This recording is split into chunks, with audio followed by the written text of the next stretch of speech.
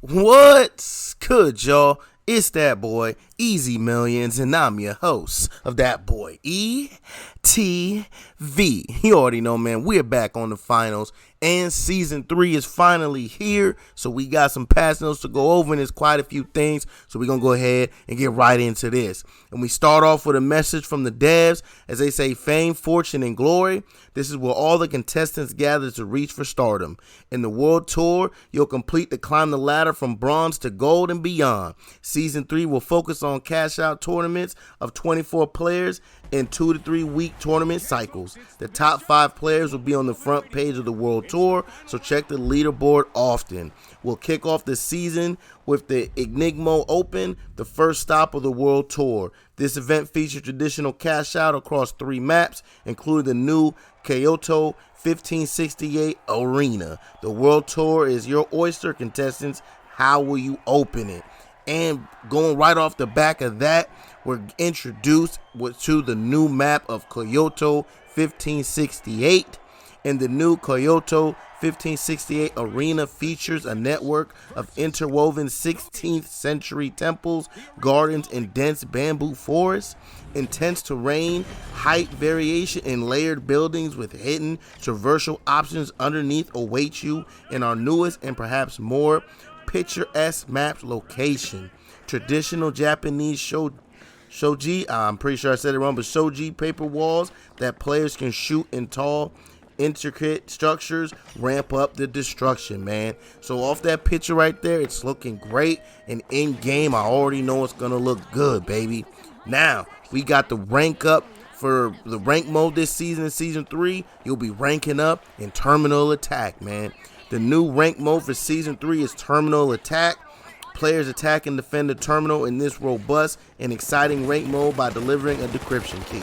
The 5v5 mode creates close competitive head-to-head matches. On top of that, we revamped the rank system to better measure skill and have introduced rank score points so you can track your progress much more easily, man. So terminal attack was a big hit, such a big hit that it is now the rank, man. But we have so much to go over that we just gonna keep going, as now we have to talk about these new weapons that are being introduced, like the Recurve Bow, a new weapon for the light build, a high skill medium to long ranged bow that can shoot arrows in a curved arc.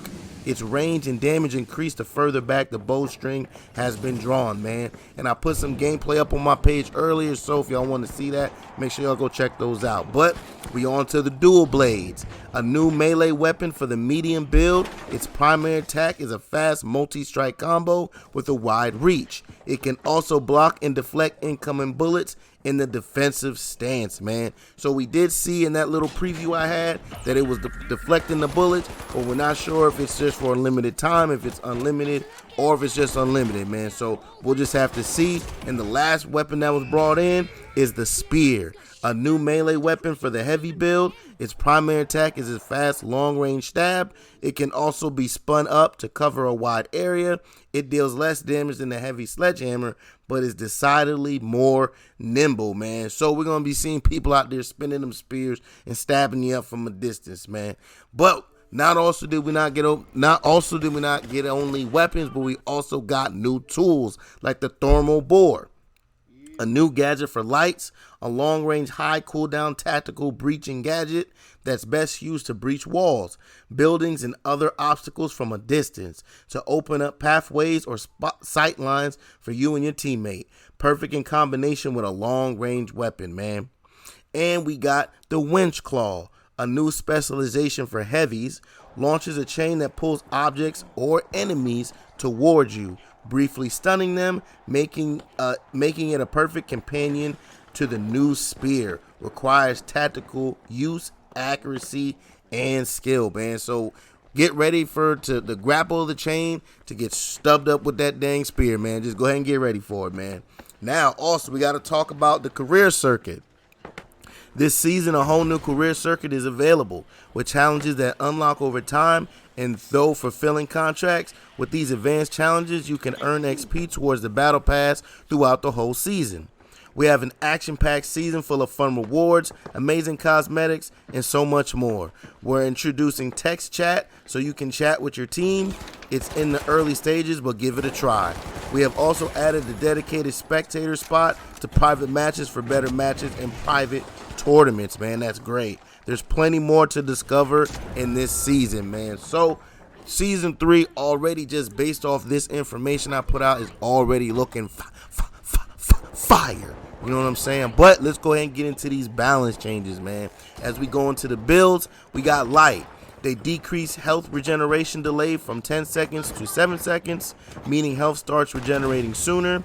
Does not apply in the terminal attack game mode. Dev note, the dynamics of terminal attack mode with its limited health regen up to 100 HP means that the light archetype with their precise and high DPS weapons can be very effective later in rounds. For that reason, we've chosen not to extend these new health regen rules to terminal attack for now. We'll monitor these changes closely as the season develops and adjust where needed, man. So all y'all lights, as y'all go through rank, make sure y'all go ahead and make y'all thoughts known to the devs on that regeneration there. Now for the mediums. They decrease health regeneration delay from 10 seconds to 9 seconds, meaning health starts regenerating sooner. Does not apply in terminal attack game mode. Healing Beam has been replaced with Guardian Turret as the default medium specialization. The Defibrillator has been replaced with Glitch Traps as one of the default medium gadgets. Dev note, as terminal attack becomes the ranked mode, we want to make sure new players have a loadout that works in all modes. Healing focused items are still available, man. So right there for the mediums, nothing really too special right there. The turret probably should have been the base specialization anyway, because that's one everybody used. So nothing too special right there, man. Now let's get into specializations as we talk about the Goo Gun. Getting hit by goo will now block movement specializations such as the evasive dash, except charge and slam. So charge and slam won't be messed with, but the evasive dash will be blocked. Okay, for the Winch Claw, they decrease max range from 20 meters to 17 meters. They increase cooldown when missing targets from 6 seconds to 7 seconds. They increase cooldown when hitting Carriables or teammate status from 6 seconds to 7 seconds. And they increase the cooldown when hitting players' cash out stations or terminals from 12 seconds to 14 seconds, man. So already got changes to the Winch Claw. They probably just making sure that it's balanced, man. Now let's get into these gadgets. We got the Breach Charge. They increased ammo count from 1 to 2. They increased cooldown from 15 seconds to 26 seconds. They decreased player damage from 200 to 80. For the Data Reshaper, they increased ammo count from 1 to 2. And they increased cooldown from 15 seconds to 26 seconds. For the Gas Grenade, they increased the radius from 4.5 meters to 5 meters, man. Now, for the Glitch Trap, we have an item rework. The Glitch Trap is no longer a proximity detonation device. The Glitch Trap now has a line of sight application. If an enemy player stands within the range and in line of sight of the trap, it will attach a tether to them. Tethered players have the glitch effect applied to them, preventing them from using specializations and gadgets and disrupting their HUD. Players will need to break the line of sight of the trap to destroy it or get out of the range of it to remove the effect. For the Goo Grenade, they increased the size of the goo wall created by the Goo Grenade from 2x4 to 2x6. And getting hit by goo will now block evasive dash and the grapple hook. For the Guardian Turret, the cooldown regeneration on the Guardian Turret now starts when the turret is destroyed, not when it's deployed. They added the ability for players to remotely destroy their Guardian Turret, allowing them to trigger the cooldown if the turret is not nearby. This is done by equipping the specialization again and holding an interaction for a brief duration. For the motion sensor, we have an item rework. The motion sensor no longer sends out impulses at regular intervals for detection. Motion sensor now has a line of sight application. If an enemy player stands within range of the in line of sight of the device, the sensor will attach a tether to them. Tethered players will be scanned by the motion sensor, allowing friendly players to see them through walls. Players will need to break the line of sight of the sensor or destroy it to remove the scanning effect. Smoke Grenade. They increased ammo count from 2 to 3, and they increased cooldown from 45 seconds to 50 seconds. The Sonar Grenade. They increased detection radius from 10 meters to 15 meters. And for the Stun Gun, players are now unable to use Specialization while the glitch status is applied. So, right there, a lot of changes. I like the reworks for the motion sensor and the glitch trap. That'll be interesting to see. Let me know how y'all feel about the rest of these, man. But let's keep going as we got weapons. We got the 93R. The updated recoil port, the updated recoil pattern, making the weapon more easier to control and hopefully making headshots easier to achieve. Dev note, to increase viability for the 93R, we've made it considerably more precise but lowered the DPS slightly to offset that. Our aim is to make the weapon more effective when using precise aim and going for headshots, and we'll continue to monitor its performance following these changes. They've also decreased the fire rate from 260 RPM to 210. They decreased automatic recoil recovery duration from 0.72 seconds to 0.7 seconds, making the weapon easier to control. And they increased the damage fall off start distance from 15 meters to 23 meters, meaning the weapon will do max damage at longer ranges now.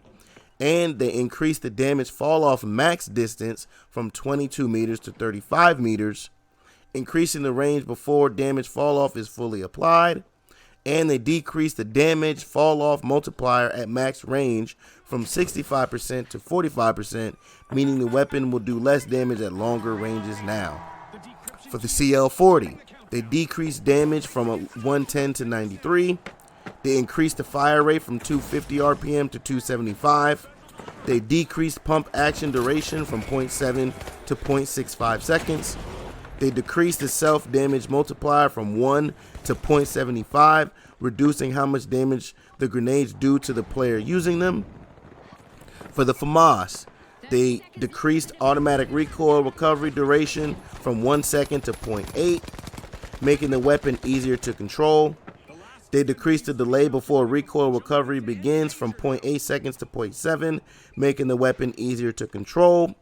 And they increased the damage from 23 to 24, man. So the FAMAS should be easier to control and should hit a slight bit harder. Now, on to the KS23. They decreased the pump action duration from 0.7 seconds to 0.575 seconds.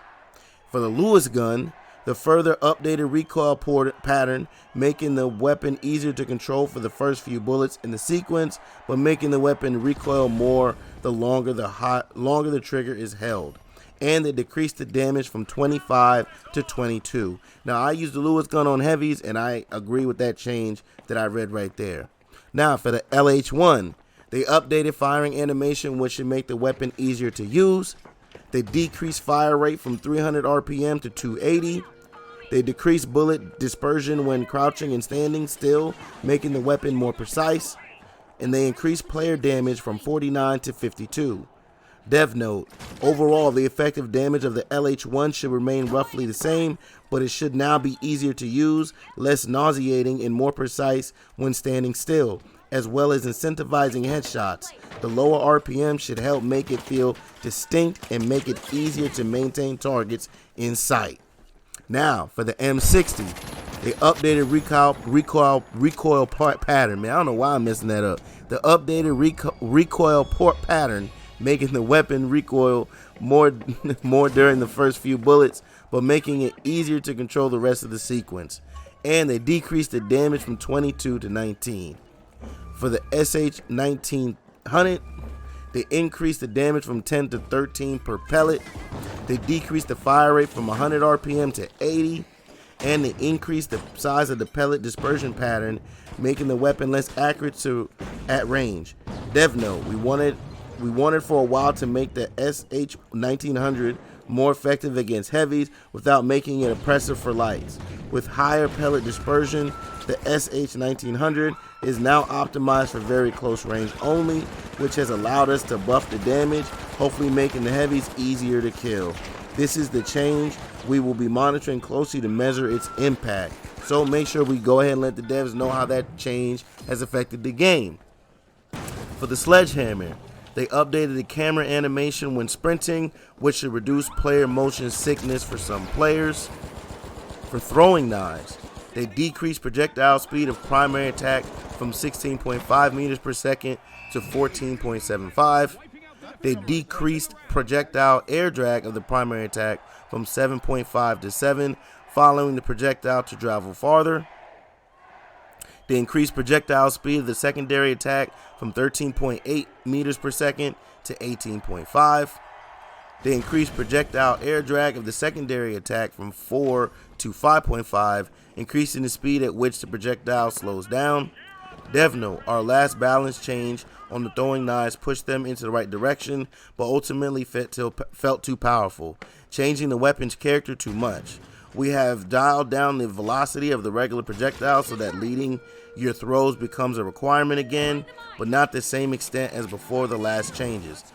Similarly, we have sped up the secondary projectile so that they can become a more long-range option with the focus on timing rather than leading. Now, for the V9S, they increased damage from 36 to 37. For Carriables, we got the Glitch Barrel. They decreased radius from 6 meters to 3.5 meters. The Goo Barrel, they decreased the size of the goo wall created by the Goo Barrel from 2.2x6 to 2x4. The Toxic Gas Barrel, they decreased the radius from 5 meters to 3.5 meters. Dev Note, overall, we've seen a low use of certain gadgets when there are overlapping items available in the arena. Therefore, we are swapping some values around on the arena items and gadgets to ensure the latter have a stronger effect when still ensuring players can adapt to different situations even when out of gadget charges, man. Now, for these game modes, we got Terminal Attack. There's a lot here for Terminal Attack, too, so get ready for this. For Terminal Attack, players must now interact with the terminal in order to deliver the encryption key rather than throwing it into the terminal. Dev Note, it was too easy for the attacking team to rush a terminal, throw the key into starter decryption without needing to secure the object first. This change should force attacking teams to seize the area around the terminal to start decrypting. They increased the throw distance of the decryption key that it cannot be thrown into the terminal, allowing for more passing of the key. Added warm-up zones to terminal attack, limiting where players can move to for the first 25 seconds of the match. This provides more time for the defending team to prepare. Carriable canisters now respawn at the start of each round in terminal attack, making sure each team gets access to the same amount each round. The specific combination of team and objective spawn locations in ranked terminal attack now occur in the same sequence in both halves of the match, making matches fairer. They added unique names to all the terminal locations in the arenas. These are displayed when looking at the terminals and in the lobby screen. And they added a player count notification when contestants are eliminated. They added icons in the arena and to the HUD to highlight eliminated teammates and their location. They added ranked terminal attack modes with the best of 13, first to 7 format. Ranked terminal attack, if the match starts without full teams, the game will automatically abandon early and players will return to the queue. This is done to ensure games start in a good condition. Added a halftime reset of the destruction of ranked terminal attack mode so that both teams have the same starting conditions as their opponents when defending or attacking, man. So a lot of big changes there on terminal attack, a lot of big changes. Can't wait to hop in and see this. But last, we got these maps. For Las Vegas, they updated terminal attack spawn scenarios. For Monaco, they also updated the terminal attack spawn scenarios. For Skyway Stadium, they updated the terminal attack map pool. They tweaked the power shift related spawn points inside the construction area so that players are better orientated towards the platform's path. And for SYS Horizon, they updated the terminal attack spawn scenarios, man. But woo! Season 3 is here, and man, there's a lot here on these patch notes, and trust me, there's a whole bunch of bug fixes and little things in the UI and all that still I'm not able to read because the video is already long, man. So not only have the timestamps for y'all, so y'all don't have to listen to the whole thing. Y'all can just hop to where y'all want. but I'm going to have the link down in the description and in the post for y'all to go check out these full patch notes for yourself, man. But season 3 is here. These patch notes is dope. This is a great update in my opinion, man. I can't wait to hop on and get these games in, man. But as always, please like, comment, subscribe, follow, share, become a supporter, and catch me streaming on Facebook Gaming and Twitch at that boy ETV. Now, this has been another Patch Notes, baby. Catch y'all out there in the arena. I'm out. Peace.